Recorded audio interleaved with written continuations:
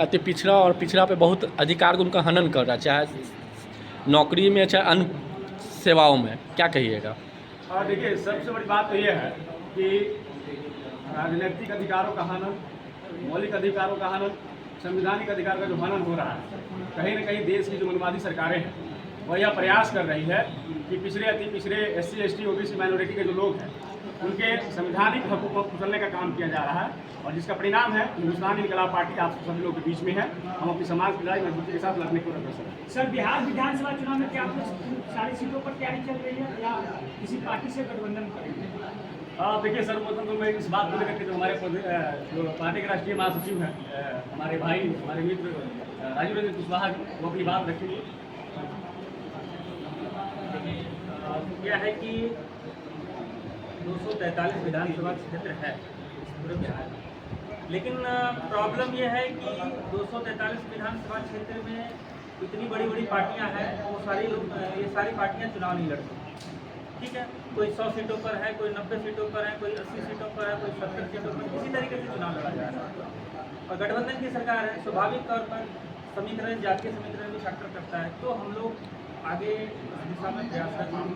Future क्या होगा वो बात है। तो आप लोग फिलहाल कितनी सीटों पर तैयारी कर रहे हैं? देखिए, हमारी तैयारी लगभग 150 सीटों पर है। मेन जो है भागीदारी के हिसाब से आप लोग टिकट का वितरण करेंगे या मतलब क्या मापदंड रहेगा?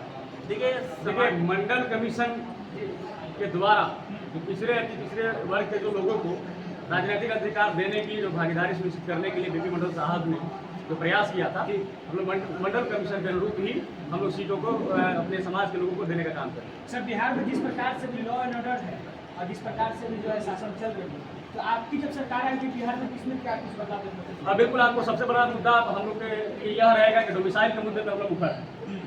बिहार का एक एक बच्चा जो छात्र जो है, आप जब देखेंगे कि पटना हो गया, चंपारण हो गया, जो जहाँ भी हमारे जो एजुकेशनल हब है वहाँ पे बच्चे पढ़ते हैं, और जो सरकारें हैं जो डोमिसाइल को जिस तरीके से लागू किया, बाकी सारी चीज़ों लागू नहीं किया, उसके बाद जो बेरोजगारी बढ़ी है, अन्य राज्य प्रदेशों के लोगों को सबसे ज़्यादा जो है नौकरियाँ मिली है।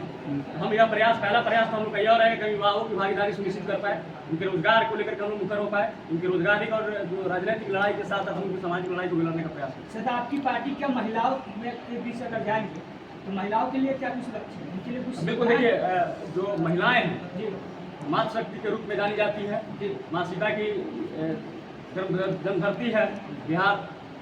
हम इन सारी चीज़ों को देखते हुए हम यह प्रयास करेंगे कि कहीं ना कहीं जो महिलाओं के जो अधिकारों को वंचित करने का प्रयास किया है, जो महिला संवाद यात्रा के नाम पर माननीय नीतीश कुमार जी ने जो बिहार की महिलाओं को ठगने का काम किया था, हम उसका भंडाफोड़ भी करेंगे। और हम यह सुनिश्चित करने का काम करेंगे महिलाओं को समानता का अधिकार मिले, उनके जो सुरक्षा का समान अधिकार मिले, उनके शिक्षा का अधिकार मिले। ये सारी चीज़ों को लेकर हम प्रयास करेंगे। और सबसे बड़ी बात कि महिलाओं को हम लोग सबसे ज़्यादा आगे बढ़ाने का काम करें, उनके राजनीतिक अधिकारों को हम लोग स्वेच्छा से ही नहीं, आधिकारिक तौर पर भी हम लोगों को देने का प्रयास करें। सर, आप आगे का क्या रणनीति रहेगी आपकी आज के साथ, वो क्या रहेगी कुछ बताइए? देखिए, आप तो किसी के माध्यम से हम लोग आप सब लोग सब पक्ष हैं उपस्थित हैं,